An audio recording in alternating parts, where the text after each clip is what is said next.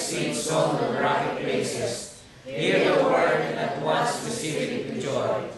But since they have no root, they last only a short time. When trouble or persecution comes because of the word, they quickly fall away.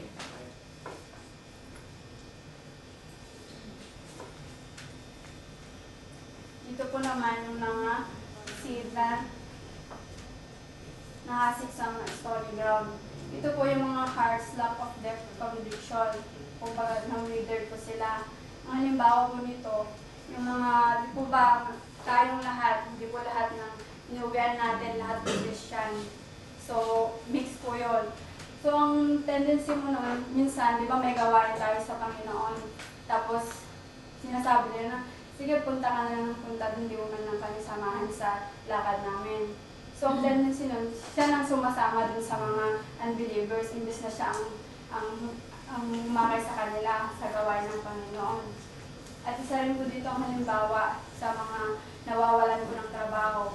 Hindi po ba, nandito tayo sa Dubai para magtrabaho at para may ipadala tayo sa ating mga pamilya sa Pilipinas.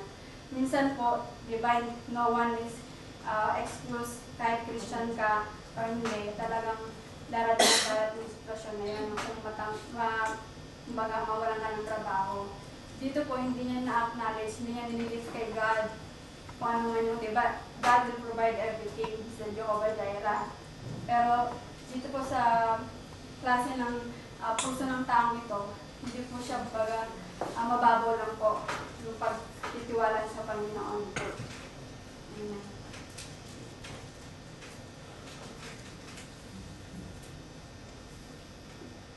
And ito po sa text ng Mark chapter 4 verse 18 to 19. Let's all read together. Still others, like seed sown among thorns, hear the word, but the word is not life.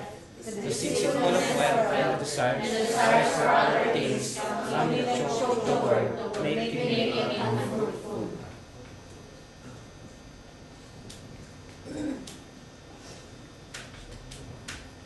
Gaya po ng nasa illustration natin, kung saan mas humuhupa yung damo na matinik. Baga ito po yung mga nasa dawagan. Ito po, sinisumbalize nun yung thorny ground na ito po yung mga riches and pleasures of life. Kumbaga marami po tayong sinaalang-alang po na bagong salita ng Panginoon. Di po ba?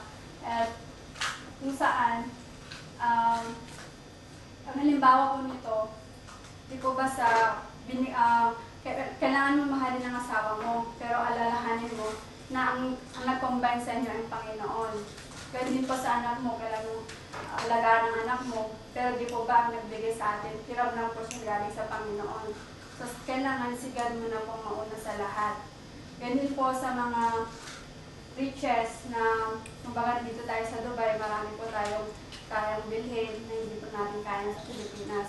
Lalahanin natin na mas magandang mag-store ng riches sa heaven kesa dito.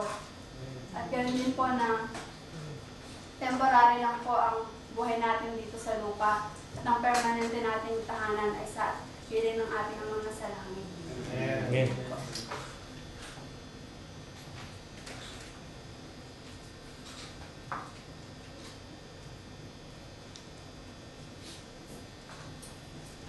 At ang panghuli kong verse at itong basahin. Others like seeds on good soil, hear the word, accept it, and produce a crop, 30, 60, or even 100 times what was sown.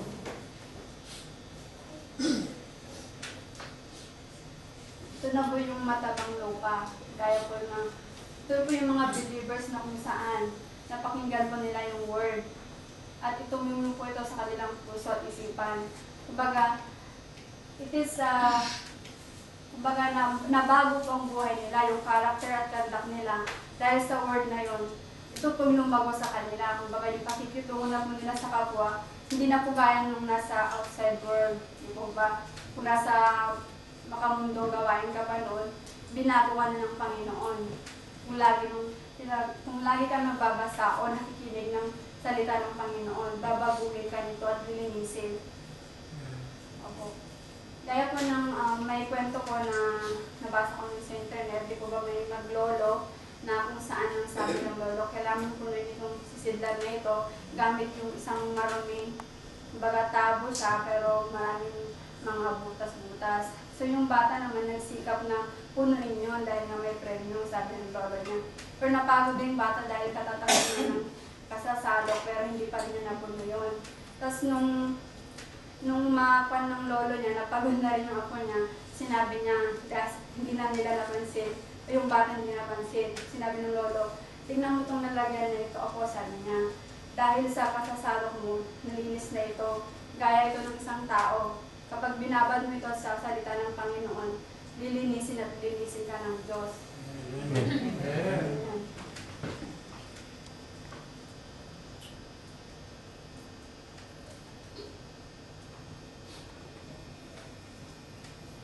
As a conclusion po, in order to enter the kingdom of God, we must depend completely upon God's sovereign grace. Dahil apart from God's sovereign grace, we cannot accept Jesus Christ as our Lord and Savior. Amen po. Amen. Dito po sa verses 13 to 14, it is a proclamation of the truths of the Scripture na kung saan pinoclaim dito na ang word, ang bagay ng salita ng Panginoon, it is a life-changing, powerful, which gives eternal life. And then sa verses 15 po, it is hard, so hardened kung mga hindi pa naniniwala. Kumbaga, napakinggan nilang salita, pero nalis lamang po ni Satanas ang salita niya sa kanilang mga puso.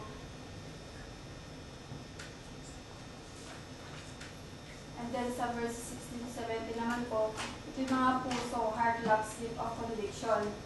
Kumbaga, tumubo po sila, pero naniwala ng sandali. Pero nung dumating ang tukso, natisod na po agad sila. Dito naman po sa verses 18 to 19, heart choked with cares, riches and pleasures of life, or thorny ground. Ito po yung mga tumubo sa dawagan na kung saan mas nalala po nila ang kalayawan dito sa mundo, ang kayamanan, kaya hindi po sila namunga. At ang panghuli po, hearer with a good and honest heart. At sila po yung nag-retain sa Panginoon. Kumbaga, sila po yung namunga, nakinig ng salita, at may mga pusong tapat at masunurin. Nagsikap at namunga. Yun po. Kaya po di po ba, kung paano tayo binago ng Panginoon dahil sa kanyang salita. Ganun po yung nais na pangwatid dito. Di po ba ang fruit of the Spirit na kung saan nabanggit sa Galatians chapter 5 to 22. The fruit of the Holy Spirit is love, joy, peace, long-suffering, kindness, goodness, faithfulness, gentleness, and self-control. So yun po.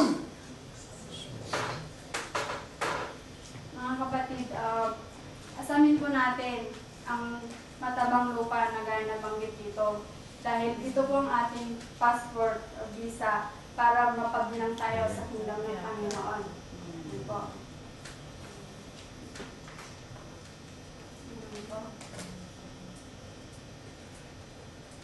Tumayo po tayong lahat at ating awitin na I offer myself.